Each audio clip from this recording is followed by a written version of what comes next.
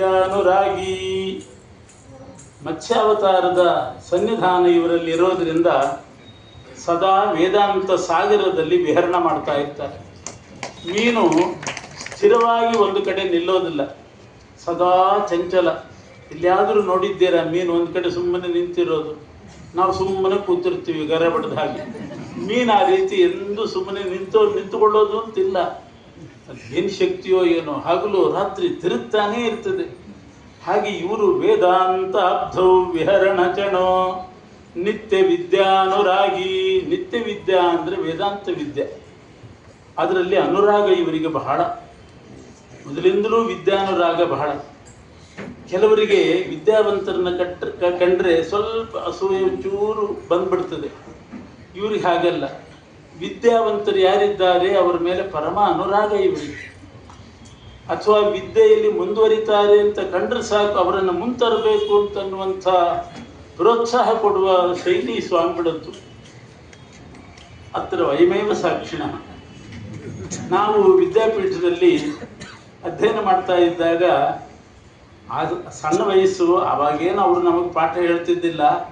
ಆದರೂ ಹೇಗೆ ಗುರುತಿಸ್ತಿದ್ರೋ ಏನೋ ಗೊತ್ತಿಲ್ಲ. ಅಂತೂ ನಮ್ಮನ್ನು ಗುರುತಿಸಿ ನಮ್ಮನ್ನು ವಾಕ್ಯಾರ್ಥ ಸಭೆಗೆ ಕರ್ಕೊಂಡು ಹೋಗ್ತಾ ಇದ್ರು. ಬಹಳ ಜನರಿಗೆ ಗೊತ್ತಿರಲಿಕ್ಕಿಲ್ಲ. ಅವರು ಮೊಟ್ಟ ಮೊದಲು ಕೆಲಸ ಶುರು ಮಾಡಿದ್ದು ಚಾಮರಾಜೇಂದ್ರ ಸಂಸ್ಕೃತ ಕಾಲೇಜಿನಲ್ಲಿ. ಅದಕ್ಕಿಂತ ಮೊದಲು ಬೇರೆ ಕಡೆ ಇದ್ದರು, ಮಹಾರಾಣಿ ಕಾಲೇಜಿನಲ್ಲಿದ್ದರು.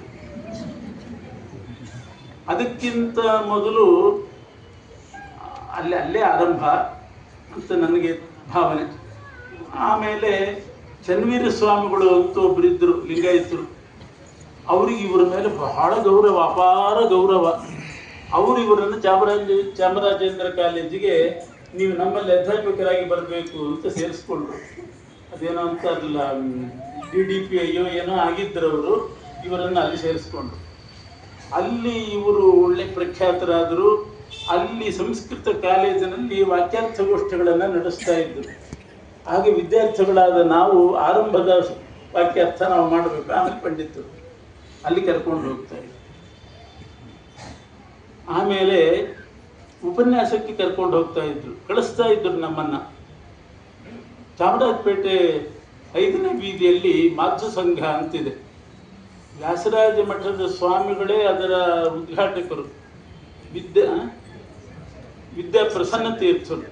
ಇವತ್ತಿಗೂ ಅವರು ದೊಡ್ಡ ಫೋಟೋ ಅಲ್ಲಿ ಹಾಕಿದ್ದಾರೆ. ವಿದ್ಯಾ ಪ್ರಸನ್ನ ತೀರ್ಥರು ಪ್ರಾರಂಭ ಮಾಡಿದ್ದು. ಅಲ್ಲಿ ಇವರು ಕಾರ್ಯದರ್ಶಿಗಳಾಗಿದ್ದರು. ಅಲ್ಲಿ ಉಪನ್ಯಾಸಕ್ಕೆ ಕರ್ಕೊಂಡು ಹೋಗ್ತಾರೆ.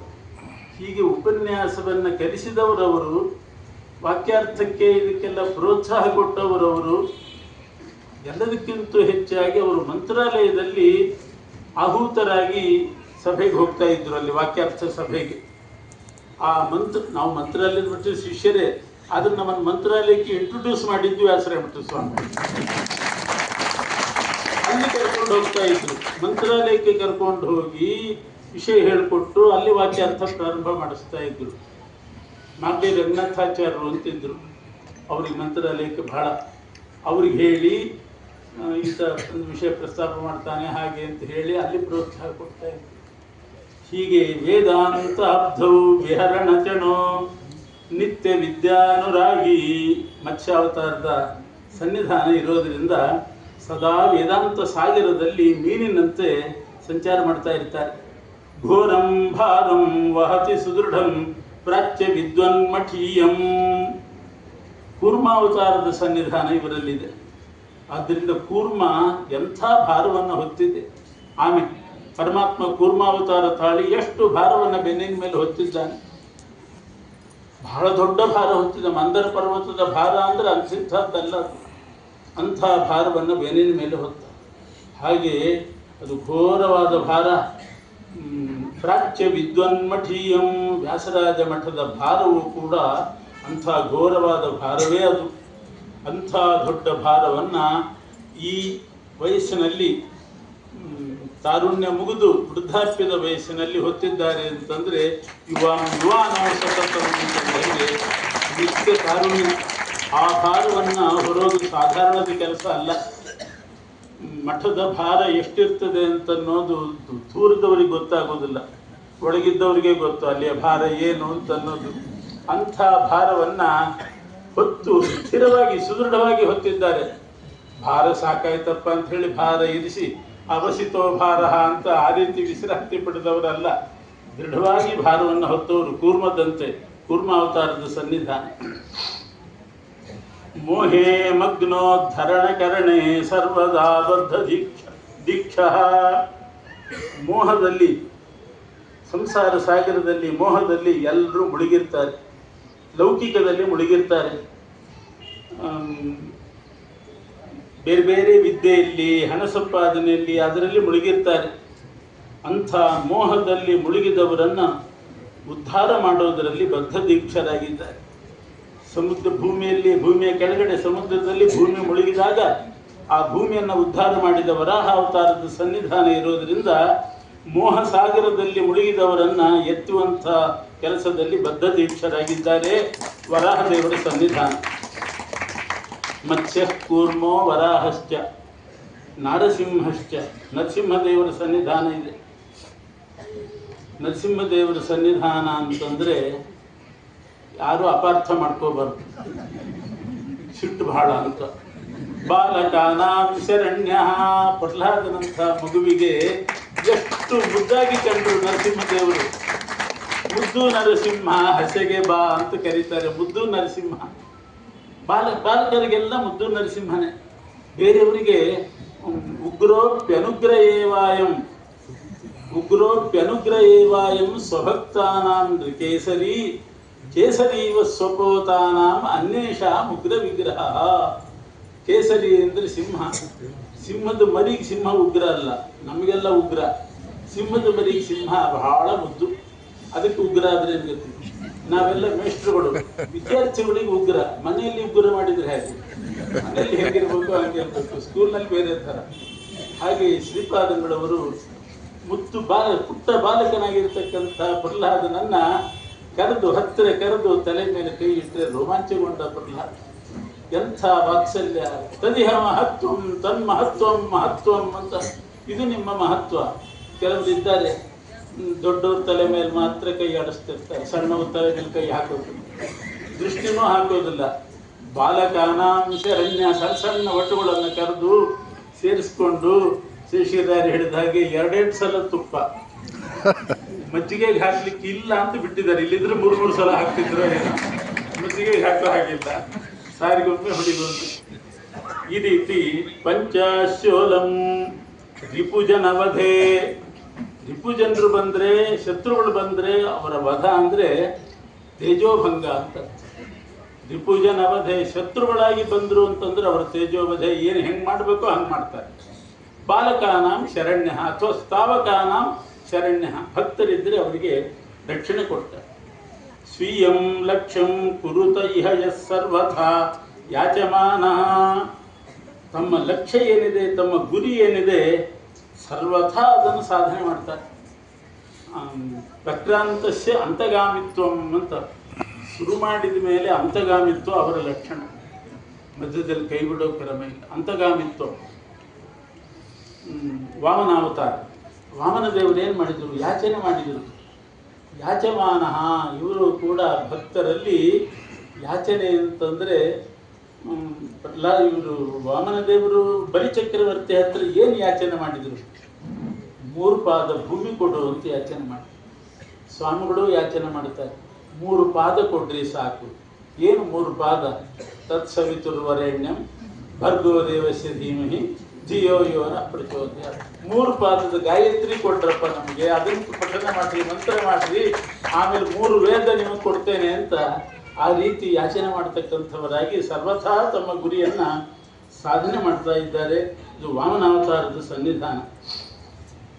ಇನ್ನು ಪರಶುರಾಮ ದೇವರು ಬೇಕಾದಷ್ಟು 21 ಸಲ ತಿರುಗಿ ಬ್ರಾಹ್ಮಣ ದ್ವೇಷಗಳನ್ನು ನಾಶ ಮಾಡಿದವರು, ಕೊಡಲಿಯಿಂದ ಕಡಿದು ಹಾಕಿದವರು ಪರಶುರಾಮ ದೇವರು. ಹಾಗೆ ಶ್ರೀಪಾದಂಗಳವರು ಗೋಷ್ಠ್ಯಾಂ ಪ್ರತಿಯೊಂದು ಗೋಷ್ಠಿಯಲ್ಲಿ, ಅನೇಕ ಗೋಷ್ಠಿಗಳಲ್ಲಿ, ವಿದ್ವದ್ಗೋಷ್ಠಿಗಳಲ್ಲಿ ಭಾಗವಹಿಸಿ ಪರಮ ಪುರುಷ ದ್ವೇಷಿಣ ಛಿಂದಿ ಬಿಂದಿ. ಪರಮಪುರುಷ ಪರಮಾತ್ಮನ ದ್ವೇಷಗಳು ಯಾರಿದ್ದಾರೆ ಅವರನ್ನು ಚಿಂಧಿ ಭಿಂದಿ ಅಂದರೆ ಪೌನಃ ಪುಣ್ಯೇನ ಚಿನತ್ತಿ ಭಿನತ್ತಿ ಅಂತ ಲೋಟ್ ಮಧ್ಯಮ ಪುರುಷ ಇದ್ದರೂ ಆಜ್ಞಾರ್ಥಕ ಅಲ್ಲ ಇದು. ಪುರೀಮವಸ್ಕಂದಲು ನೀಹಿ ನಂದನಂ ಮುಷಾಣ ರತ್ನಾನಿ ಹರಾಮರಂಗನಾ.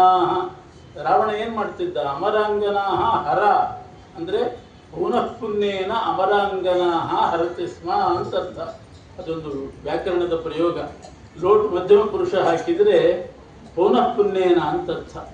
ಪುರೀಮವಸ್ಕಂದಲು ನೀಹಿ ನಂದನಂ ಮುಷಾಣ ರತ್ನಾನಿ ಹರಾಮರಂಗನಾ ಅಂತ ಕಾವ್ಯದಲ್ಲಿ ಬರ್ತದೆ.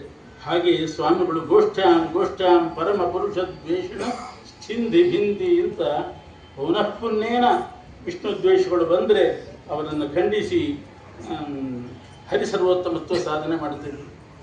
ದ್ವಂದ್ವ ಯುದ್ಧ ಅಂತಾರಲ್ಲ, ಆ ರೀತಿ ನಡೆದಿತ್ತು. ನನಗೆ ನೆನಪಿದೆ, ಒಂದು ಕಡೆ ತಿರುಪತಿಯಲ್ಲಿ ಪ್ರಸಿದ್ಧರಾದ ರಾಮಾನುಜತಾಚಾರ್ಯ, ಅವರಿಗೂ ಇನ್ನೊಬ್ಬ ದ್ವೈತಗಳಿಗೂ ವಾಕ್ಯ ಅರ್ಥ ಆಗಬೇಕು.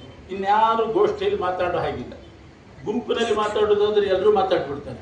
ಸುಮ್ಮನೆ ಕೂತ್ಕೊಂಡು ಒಂದು ಮಾತಾಡೋದು ಕೊಡೋದು ಅಂತೂ ನಾವು ಮಾತಾಡಿದ್ವಿ ಅಂತ ಆಯ್ತು. ಆ ಥರ ಅಲ್ಲ, ಇಬ್ಬರೇ ಕೂತ್ಕೊಂಡು ವಾದ ಮಾಡಬೇಕು. ಅದಕ್ಕೆ ನಾನು ಸಿದ್ಧನಾಗ್ತೇನೆ ಅಂತ ಹೇಳಲಿಕ್ಕೆ ದೊಡ್ಡ ಎದೆಗಾರಿಕೆ ಬೇಕು. ಗುಂಪಿನಲ್ಲಿ ಹೇಳ್ಬಿಡೋದು, ಅಕಸ್ಮಾತ್ ನನಗಾದ್ರು ಇದ್ದರೆ ಇನ್ನೊಬ್ರು ಹೇಳ್ಬಿಡ್ತಾರೆ. ನಿನ್ನ ಜವಾಬ್ದಾರಿ ವಿಷ್ಣು ಸರ್ವೋತ್ತಮತ್ವ ಸಾಧನೆ ಮಾಡೋದು. ಅಂಥ ಪ್ರಸಂಗ ಬಂದಾಗ ರಾಮಾನುಜತಾಚಾರ್ಯರು ಇವರು ಇಬ್ಬರೇ ಕೂತ್ಕೊಂಡು ವಾಕ್ಯ ಅರ್ಥ ಮಾಡಿದ್ದು ನೋಡಿದ್ದೀವಿ. ಅದರಲ್ಲಿ ಅವರನ್ನು ನೆನಪಿದೆಯೋ ಇಲ್ಲೋ, ತಾರತಮ್ಯದ ವಿಷಯದಲ್ಲಿ ಆನಂದ ತಾರತಮ್ಯದ ವಿಷಯದಲ್ಲಿ ಬಾಯಿ ಮುಚ್ಚಿಸಿ ಕೂಡಿಸಿದ್ರು. ಇಬ್ಬರೇ ವಾಕ್ಯ ಅರ್ಥ. ಗೊಂದಲ ಗಲಾಟೆ ಆಗುತ್ತೆ ಅಂದರೆ ಅದು ಸ್ವಾಮಿಗಳ ವಾಕ್ಯಾರ್ಥ ಶೈಲಿ ಹೇಗೆ ಅಂದರೆ, ಅವರು ವಾಕ್ಯಾರ್ಥ ಮಾಡೋದು ನೋಡಿದರೆ ಪಂಡಿತರಲ್ಲದೆ ಇದ್ದವರಿಗೆ ಇವ್ರಿಗೇನು ಬರೋದಿಲ್ವೇನೋ ಅಂತ ಅನ್ಕೊಂಡು ಅಷ್ಟು ನಿಧಾನವಾಗಿ ವಿಚಾರ ಮಾಡಿ ಅವ್ರು ಹೇಳೋ ತನಕ ಎಲ್ಲ ಕೇಳಿಕೊಂಡು ಆಮೇಲೆ ಮೆಲ್ಲಕ್ಕೆ ಶುರು ಮಾಡೋದು. ಪಂಡಿತರಿಗೆ ಗೊತ್ತಿರ್ತದೆ, ಅವ್ರು ಮುಗಿಸುವಾಗ ದೊಡ್ಡ ಏಟು ಬಿದ್ದಿರ್ತದೆ ಪ್ರತಿವಾದ. ಬೇರೆಯವ್ರಿಗೆ ನೋಡಿದರೆ ಯಾಕೆ ಸ್ವಾಮಿಗಳು ಹಿಂಗಿದ್ದಾರೆ? ಯಾಕೆಂದರೆ ಎಲ್ಲರೂ ಅಟಾಟೋಪ ಮಾಡೋರೇ ಜಾಸ್ತಿ. ಅವ್ರು ಹೇಳಲಿಕ್ಕಿಲ್ಲ, ಮುಗಿಲಿಕ್ಕಿಲ್ಲ, ಮಧ್ಯದಲ್ಲಿ ಪ್ರಶ್ನೆ ಮಾಡೋದು, ಏನು ಅಂತ ಕೇಳೋದು, ಗಲಾಟೆ ಮಾಡೋದು, ಸುಮ್ಮನೆ ಕೂಡಿಸೋದು. ಇಲ್ಲ, ಮುಗಿಯೋ ತನಕ ಸ್ವಲ್ಪ ತಾಳ್ರಿ, ನನ್ನ ಮಾತು ಕೇಳ್ರಿ ಆಯಿತು ಅಂತ ಸುಮ್ಮನೆ ಆಗ್ತಾರೆ. ಮತ್ತೆ ಶುರು ಮಾಡಿಕೊಳ್ಳೆ ಮಧ್ಯದಲ್ಲಿ ಮಾತಾಡೋದು. ಯಾಕೆ ಪೂರ್ತಿ ಕೇಳಿದರೆ ಉತ್ತರ ಕೊಡ್ಲಿಕ್ಕೆ ಆಗ್ತದೋ ಇಲ್ಲೋ ಅದು ಭಯ. ಇಂಥವೆಲ್ಲ ಪ್ರಸಂಗ. ಸ್ವಾಮಿಗಳು ಬಹಳ ವಿನೋದ ಪ್ರಿಯರು. ಒಂದ್ಸಲ ಪೂರ್ವಾಶ್ರಮದಲ್ಲಿ ಬಹಳ ಸಲಿಗೆ ನಮಗೆ ಅವರಿಗೆ ಆಗ ವಿನೋದಕ್ಕೊಂದ್ಸಲ ಹೇಳಿದ್ರು. ಯಾರೋ ಒಬ್ಬರು ಪಂಡಿತರಿಗೆ ಇದೇ ಥರ ಕೋಲಾಹಲ ಮಾಡೋ ಪಂಡಿತರಿಗೆ ಒಂದು ಸನ್ಮಾನ ಮಾಡಬೇಕು, ಪ್ರಶಸ್ತಿಯನ್ನು ಕೊಡೋದು ಅಂತ ಜಿಜ್ಞಾಸೆ ಬಂತು. ಆಗ ಸ್ವಾಮಿಗಳು ಹೇಳಿದರು, ವಾಕ್ಯಾರ್ಥ ಕೋಲಾಹಲ ಹಾಲಾಹಲ ಅಂತ ಕೊಡೋಣ. ವಾಕ್ಯಾರ್ಥ ಕೋಲಾಹಲ ಹಾಲಾಹಲ ಹೀಗೆ ಆ ಥರದ ವಾಕ್ಯಾರ್ಥ ಪ್ರಶಾಂತವಾದ ವಾಕ್ಯ. ಬುದ್ಧಾವತಾರದ ಸನ್ನಿಧಾನ. ಬುದ್ಧಾವತಾರದಲ್ಲಿ ಪರಮಾತ್ಮ ಪ್ರಶಾಂತ ವಿದ್ಯೆ ಅಂತ ಒಂದು ವಿದ್ಯೆ ಉಪದೇಶ ಮಾಡಿದ್ದಾರೆ. ಮೋಹಕವಾಗಿ ಅಸುರರಿಗೆ ಬೇರೆ ಉಪದೇಶ ಮಾಡಿದ್ದಾರೆ. ದೇವತೆಗಳೆಲ್ಲ ಬಂದು ಏಕಾಂತದಲ್ಲಿ ಕೇಳಿದಾಗ ಅದಕ್ಕೆ ಬೇರೆ ಅರ್ಥ ಹೇಳಿ ಪ್ರಶಾಂತ ವಿದ್ಯಾ ಅಂತ ಉಪದೇಶ ಮಾಡಿದ್ದಾರೆ. ಹಾಗೆ ಪಾಠ ಹೇಳಲಿ, ಪ್ರವಚನ ಮಾಡಲಿ, ವಾಕ್ಯಾರ್ಥ ಮಾಡಲಿ, ಪ್ರಶಾಂತವಾಗಿ ಮಾಡ್ತಾರೆ. ಅಕಸ್ಮಾತ್ ಬೈದರೂ ಕೂಡ ಪ್ರಶಾಂತವಾಗೇ ಬೈತಿದ್ರು. ಅಷ್ಟು ಪ್ರಶಾಂತವಾಗಿ ಬೈತಿದ್ರು. ನಾವೆಲ್ಲ ನೋಡಿದ್ದೀವಿ. ಗೋಷ್ಠ್ಯಾಂ ಪರಮ ಪುರುಷ ದ್ವೇಷಿಣಶ್ಚಿಂದಿ ಭಿಂದಿ ವಿದ್ಯಾದಾನ ಹಿ ಸ ವಿರತಸ್ತಸ್ಯ ತೇಷಾ ಪ್ರತಿಜ್ಞಾ. ಸ್ವಾಮಿಗಳದ್ದೊಂದು ಪ್ರತಿಜ್ಞೆ. ರಾಮದೇವರು ಹೇಗೆ ಅಭಯಂ ಸರ್ವಭೂತೇಭ್ಯ ದದಾನ್ಯೇತದ್ವ್ರತಂ ಮಮ, ಯಾರು ಬಂದರೂ ನಾನು ಶರಣಾಗತರಾದವರಿಗೆ ಕೈ ಬಿಡೋದಿಲ್ಲ, ಅಭಯ ಪ್ರದಾನ ಮಾಡ್ತೇನೆ ಅಂತ ವ್ರತ ಮಾಡಿ ಆದ್ರಿಂದಲೇ ವಿಭೀಷಣನ್ ಸೇರಿಸ್ಕೊಂಡ್ರು. ಹಾಗೆ ಶ್ರೀಪಾದಂಗಳವರು ಒಂದು ಪ್ರತಿಜ್ಞೆ ಮಾಡಿದ್ದಾರೆ. ವಿದ್ಯಾದಾನ ನಹಿಸ ವಿರತಃ ತಸ್ಯ ಚೈಷಾ ಪ್ರತಿಜ್ಞಾ. ವಿದ್ಯಾದಾನದಿಂದ ಎಂದೂ ವಿರತರಾಗಿಲ್ಲ ಅವರು. ಇನ್ನು ಕೃಷ್ಣಾವತಾರದ ಸನ್ನಿಧಾನ. ಧರ್ಮಂ ಸಂಸ್ಥಾಪ್ಯ ಹಿ ಸ ಕೃತಕೃತ ದೂರವಾಣ್ಯಾದಿ ರೀತ್ಯ. ಕೃಷ್ಣ ಯಾಕೆ ಅವತಾರ ಮಾಡಿದ್ದು? ಧರ್ಮ ಸಂಸ್ಥಾಪನಾರ್ಥಾಯ. ಹಾಗೆ ಇವರು ಕೂಡ ಧರ್ಮ ಸಂಸ್ಥಾಪ್ಯ ಹಿ ಸ ಕೃತಕೃತ ದೂರವಾಣ್ಯಾದಿ ರೀತ್ಯ. ಆನ್ಲೈನ್ ಪಾಠ ಹೇಳಿ, ಆನ್ಲೈನ್ ಪ್ರವಚನಗಳನ್ನು ಮಾಡಿ, ಪತ್ರಿಕಾ ನಡೆಸಿ, ಪಂಡಿತರು ತಯಾರು ಮಾಡೋದು, ಬೇರೆ ಬೇರೆ ರೀತಿಯಿಂದ ಧರ್ಮ ಸಂಸ್ಥಾಪನೆ ಮಾಡ್ತಾ ಇದ್ದಾರೆ. ಕೃಷ್ಣನ ಸನ್ನಿಧಾನ, ಬುದ್ಧಾವತಾರದ ಸನ್ನಿಧಾನನೂ ಇದೆ. ಯಾಕೆ ಅಂತಂದರೆ ಅದೇ ಈಗ ಹೇಳಿದ ಹಾಗೆ ಸದ್ವಿದ್ಯಾಯ ವಿತರಣ ವಿಧವು ವಾದಗೋಷ್ಠ್ಯಾಂ ಪ್ರಶಾಂತಃ. ಸದ್ವಿದ್ಯಾಯ ವಿತರಣ ವಿಧವು, ಪಾಠ ಹೇಳುವಾಗ ವಾದಗೋಷ್ಠಿಯಲ್ಲಿ ಪ್ರಶಾಂತರಾಗಿರ್ತಾರೆ, ಪೂರ್ತಿ ಕೇಳಿಕೊಂಡು. ಕೆಲವರು ವಾದ ಮಾಡಿದರೆ ಎದುರಾಳಿಗೆ ಹೆದರಿಕೆ ಆಗಿಬಿಡಬೇಕು. ನಾ ಏನೋ ತಪ್ತಾ ಇದ್ದೀನಿ ಅನ್ನೋ ಅಂತ ಹೆದರಿಕೆ ಹುಟ್ಟಿಸುವ ಹಾಗೆ ವಾದ ಮಾಡುವರೆ. ಆ ರೀತಿ ಹೆದರಿಕೆ ಹುಟ್ಟಿಸಲ್ಲ. ಬಹಳ ಪ್ರಶಾಂತವಾದ ವಾಕ್ಯ. ಮಧ್ಯದಲ್ಲಿ ಏನೋ ಒಂದು ಆಕ್ರೋಶ ಮಾಡೋದು, ಮುಖದ ಹಾವಭಾವಗಳಿಂದ ಎದುರಾಳಿಗೆ ನಾನು ಏನಾಗ್ತೀನೋ ಏನೋ ಅಂತ ಅವನು ಅಲ್ಲೇ ತಣ್ಣಗಾಗಿ ಬಿಡಬೇಕು. ಹಂಗೆ ಮಾಡಿದರೆ ತತ್ವ ಹೊರಗೆ ಬರಲ್ಲ. ತತ್ವ ಬರಬೇಕು ಅನ್ನೋ ಉದ್ದೇಶದಿಂದ ನಿಧಾನವಾಗಿ ವಾದ ಮಾಡಿ, ಅಷ್ಟೇ ಗ್ರಹಣ ಮಾಡಿ ಅದಕ್ಕೆ ಸರಿಯಾಗಿ ಉತ್ತರ ಕೊಡ್ತಕ್ಕಂಥ ಶೈಲಿ. ಏವಂ ರೀತ್ಯ ದಶಮತಿ ಸುಹೃತ್ ಸನ್ನಿಧಾನಸ್ಯ ಪಾತ್ರಂ. ಈ ರೀತಿಯಾಗಿ ದಶಮತಿ ಸುಹೃತ್ ಅಂದರೆ ಮಧ್ವಾಚಾರ್ಯರಿಗೆ ಪ್ರಿಯನಾಗಿರ್ತಕ್ಕಂಥ ಮಧ್ವಪ್ರಿಯ ಗೋಪಾಲಕೃಷ್ಣನ ಸನ್ನಿಧಾನಸ್ಯ ಪಾತ್ರಂ ವಿದ್ಯಾ ಶ್ರೀಶೋ ಭುವಿ ಸ್ಥಿತಯಶಃ ಭಾತಿ ರತ್ನಾಭಿಷೇಕೆ. ವಿದ್ಯಾಶ್ರೀಶರು ಸ್ಥಿತಯಶಃ ಅಂತಂದರೆ ಶುದ್ಧ ಧವಳ ಕೀರ್ತಿ. ಒಂದು ಸ್ವಲ್ಪನೂ ಕೂಡ ಕಾರ್ಷ್ಣ್ಯ ಅನ್ನೋದು ಇಲ್ಲವೇ ಇಲ್ಲ. ಒಂದು ಸ್ವಲ್ಪನೂ ಕೂಡ ಬಟ್ಟು ಮಾಡಿ ತೋರಿಸುವಂಥ ಪ್ರಸಂಗವೇ ಇಲ್ಲ. ಅಂಥ ಕೀರ್ತಿವಂತರಾಗಿ ಸ್ಥಿತಯಶಃ ಭಾತಿ ರತ್ನಾಭಿಷೇಕೆ ಅಂತ ಇಷ್ಟು ಹೇಳಿ ಇನ್ನು ಒಂದು ಮಾತು ಹೇಳಬೇಕು. ಇಂಥ ಶ್ರೀಪಾದಂಗಳವರ ಜೊತೆಗೆ ನಮ್ಮನ್ನು ಕೂಡಿಸಿದ್ದಾರಲ್ಲ, ಬಹಳ ಜನರಿಗೆ ಅನುಮಾನ ಬಂದಿರಬೇಕು. ಇದೇನು ಒಟ್ಟಿಗೆ ಮಣೆ ಹಾಕಿದ್ದಾರಲ್ಲ ಇಬ್ಬರಿಗೂ ಕೂಡ, ಒಂದೇ ಸಾಲಿನಲ್ಲಿ ಸೇರಿಸಿದ್ದಾರೆ. ಶ್ರೀಪಾದಂಗಳವರ ಪ್ರಶಂಸೆ ಮಾಡುವಾಗ ಶೇಷಿಯರ ಜೊತೆಗೆ ನಮ್ಮನ್ನು ಸೇರಿಸಿದ್ರು. ನಮಗೆ ಸಂತೋಷ ಆಗ್ತಾ ಇದೆ. ಅವರಲ್ಲಿ ಅವರು ವಜ್ರಮಣಿ, ನಾವು ಕರಿಮಣಿ. ಗೊತ್ತಾಗ್ತದೆ ಅದು, ನಾವು ಕರಿಮಣಿ ಅನ್ನೋದು ಪ್ರತ್ಯೇಕ ಹೇಳಬೇಕಾಗಿಲ್ಲ. ಹೀಗಿರುವಾಗ ಯಾಕೆ ಒಟ್ಟು ಸೇರಿಸಿದ್ರು? ತಮಾಷೆಗೆ ಹೇಳ್ತೀವಿ. ಒಬ್ಬ ವಿದುಷಿ ಹೆಣ್ಣುಮಗಳು, ವಿದುಷಿ ಅಂದರೆ ಅಧ್ಯಯನ ಮಾಡಿದ ಹೆಣ್ಣುಮಗಳು, ಕರಿಮಣಿಗಳನ್ನು ಬಂಗಾರದ ಸೂತ್ರ ಅಂದರೆ ನೂಲು ತಂತಿ, ಬಂಗಾರದ ತಂತಿಯಲ್ಲಿ ಪೋಣಿಸಿ ಒಂದು ಮಾಲೆ ಮಾಡಿಕೊಂಡು ಕರಿಮಣಿ ಮಾಲೆ ಹಾಕ್ಕೊಂಡಿದ್ದದ್ದು. ಒಬ್ಬ ವಿದ್ವಾಂಸ ಕೇಳಿದಂತೆ ಆ ಗೃಹಿಣಿಯನ್ನ, ಕಾಚಂ ಮಣಿಂ ಕಾಂಚನ ಸೂತ್ರ ಮಧ್ಯೆ ನಿವೇಶಯಾಮಾಸಿಥಕೇನ ಬಾಲೆ. ಕಾಚಂ ಮಣಿಂ, ಈ ಕರಿಮಣಿಯನ್ನ ಕಾಂಚನ ಸೂತ್ರ ಮಧ್ಯೆ, ಬಂಗಾರದ ನೂಲಿನಲ್ಲಿ ಯಾಕೆ ಸೇರಿಸಿದ್ದಿ? ಕರಿಮಣಿಯಲ್ಲಿ ಬಂಗಾರೆಯಲ್ಲಿ. ಆ ವಿದುಷಿ ಉತ್ತರ ಕೊಟ್ಟಂತೆ, ಅನೇಕ ವಿತ್ ಪಾಣಿನಿರೇಕ ಸೂತ್ರೇ ಶ್ವಾನಂ ಯುವಾನಂ ಮಘವಾನ ಮೋಚೆ. ವಿದ್ವಾಂಸರಿಗೆ ಗೊತ್ತಾಗ್ತದೆ, ವ್ಯಾಕರಣದಲ್ಲಿ ಒಂದು ಸೂತ್ರ ಇದೆ, ಶ್ವ ಯುವ ಮಘೋ ನಾಮ ತದ್ಧಿತೆ ಅಂತ ಒಂದು ಸೂತ್ರ. ಅಲ್ಲಿ ಶ್ವಂ ಶಬ್ದ ಸೇರಿದೆ, ಯುವನ್ ಶಬ್ದ ಸೇರಿದೆ, ಮಘವತ್ ಶಬ್ದ ಸೇರಿದೆ. ಶ್ವ ಯುವ ಮಘೋ ನಾಮ ತದ್ಧಿತೆ ಅಂತ ಒಂದು ಸೂತ್ರ ಮಾಡಿ, ನಾಯಿ, ಒಬ್ಬ ಯುವಕ, ದೇವೇಂದ್ರ, 3 ಜನ ಸೇರಿಸಿಬಿಟ್ಟಿದ್ದಾನೆ ಪ್ರಾಣಿನಿ. ಪಾಣಿನಿನೇ ಹೀಗೆ ಅನೇಕ ವಿತ್ ಪಾಣಿನಿ ಏಕಸೂತ್ರೇ ತನ್ನ ವ್ಯಾಕರಣ ಸೂತ್ರದಲ್ಲಿ ಶ್ವಾನಂ ಯುವಾನಂ ಮಘವಾನ ಮೂಚೆ ಅಂದ ಮೇಲೆ ಕಾಚಂ ಮಣಿಂ ಕಾಂಚನ ಸೂತ್ರ ಮಧ್ಯೆ ನಿವೇಶಯಾಮಾಸಿತಕೇನ ಬಾಲೆ ಅಂತಂದ ಹಾಗೆ ಅವರು ಮಘವಾನ್, ನಾವು ಮೊದಲನೇದ್ದು, ಶ್ವಾನಂ ಯುವಾನಂ ಮಘವಾನ ಮೂಚೆ ಅಂತಂದ ಹಾಗೆ ಸೇರಿಸಿದ್ದಾರೆ. ಪಾಣಿನಿ ಮಾಡಿದ ಕೆಲಸವನ್ನು ಅವರು ಮಾಡಿದ್ದಾರೆ ಅಂತ ಹೇಳ್ತಾ ಶ್ರೀಕೃಷ್ಣ ಅರ್ಪಣ.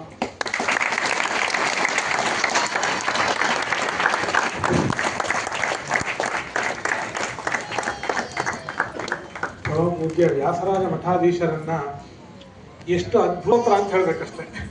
ಇಷ್ಟು ಅದ್ಭುತವಾಗಿ ಗುರುಗಳ ಆ